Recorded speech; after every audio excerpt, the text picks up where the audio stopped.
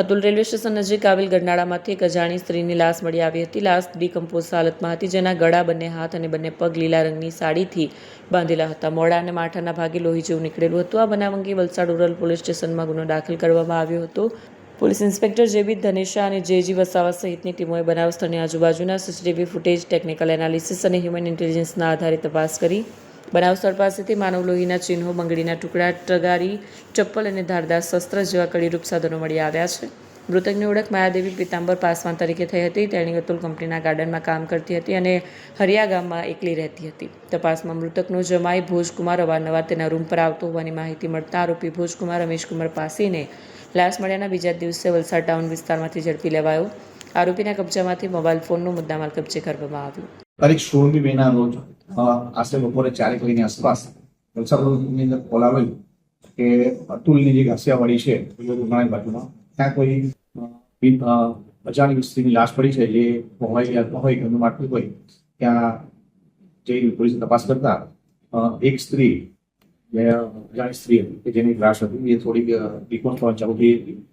તો એને પોતાના સાડીથી હાથ પગ બાંધેલા હતા અને તો માથામાં ફ્રી ઈજા હતી.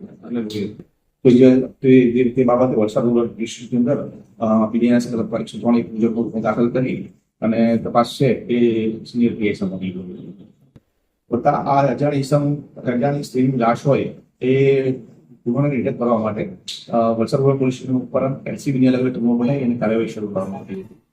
અને તે અનુસંધાને આ જે અજાણી સ્ત્રીના જે મૃતદેહના ફોટો છે તે આજુબાજુની અંદર વિસ્તારમાં જઈને સર્ચ કરતા આ જે સ્ત્રી છે એ માયાદેવી પાસવાન તરીકે ઓળખી હતી કે અતુલની અંદર ગાર્ડનર તરીકે કોન્ટ્રાક્ટની છૂટક મળી હતી. જે મહિલાની ઓળખ કરતા મહિલા વિશે એની જીવનચર્યા વિશે જાણવા મળ્યું કે ભોજ પાસી કે જે એમના પૂર્વ જમાઈ હતા એની અવરોજ અવરો બહેનના ત્યાં રહેતો હતો. તે બાબતમાં થોડી વધારે તપાસ કરતા અને ટેકનિકના આધારે ખબર પડી અને ભોજ પાસવાનને અત્યારે વલસાડ ખાતે જોઈ અને પૂછપરછ માટે બોલાવવામાં આવ્યો અને તે પૂછપરછ દરમિયાન એને પોતાનો ગુનો કબૂલ કર્યો હતો. સમગ્ર ઘટના એ રીતની હતી કે જે આરોપી છે ભોજ પાસી, એમના લગ્ન જે મરણ જનાર છે માયાદેવી, એમની દીકરી સાથે થયેલા હતા 2023. ત્યારબાદ એ લોકો બોઈસર મુંબઈ ખાતે રહેતા હતા અને એ દરમિયાન મરણ જનાર અને આરોપી વચ્ચે પ્રેમ સંબંધ થયા હતા, એટલે કે સાસુ અને જમાઈ વચ્ચે પ્રેમ સંબંધો થયા હતા. આ બાબતની જાણ એની દીકરી થતા દીકરી પોતાના મૂળ ન ચડી ગઈ અને બંને વચ્ચે છૂટાછેડા રહી ગયા હતા 8 મહિનાની અંદર. ત્યારબાદ છે મરણ જનાર છે તે ગામમાં આવીને ગાર્ડનમાં કામ કરતા હતા. આ દરમિયાન પણ જે આરોપી છે એ પોતે પ્લમ્બિંગનું કામ કરે છે અને રેલવે કોન્ટ્રાક્ટરની અંદર સાથે મીઠા મળીને કામકાજ કરતો હતો. અને અલગ અલગ જ્યારે કોન્ટ્રાક્ટ વિશે મળતા હોય ત્યારે વલસાડ મચાડ વગેરે અલગ જગ્યાએ જઈ અને તે દરમિયાન અવારનવાર પણ તે મરણ જનારના ઘરે જઈ અને રોકાતો હતો એવી એક જાણવા મળે. એ દરમિયાન એ પણ જાણવા મળે કે ગયા માસમાં એપ્રિલની અંદર જે આરોપી છે એને બીજા એક બીજી કોઈ સ્ત્રી સાથે લગ્ન કરેલા હતા. આ વાતની ખબર મરણ જનારને પડી અને તે બંને વચ્ચે થોડો કટરાક થયો. તે દરમિયાન મરણ જનાર બેન છે એમને આરોપીની પત્નીને અને સાસુને ફોન કરી અને ગાળાગાળી કરી હતી.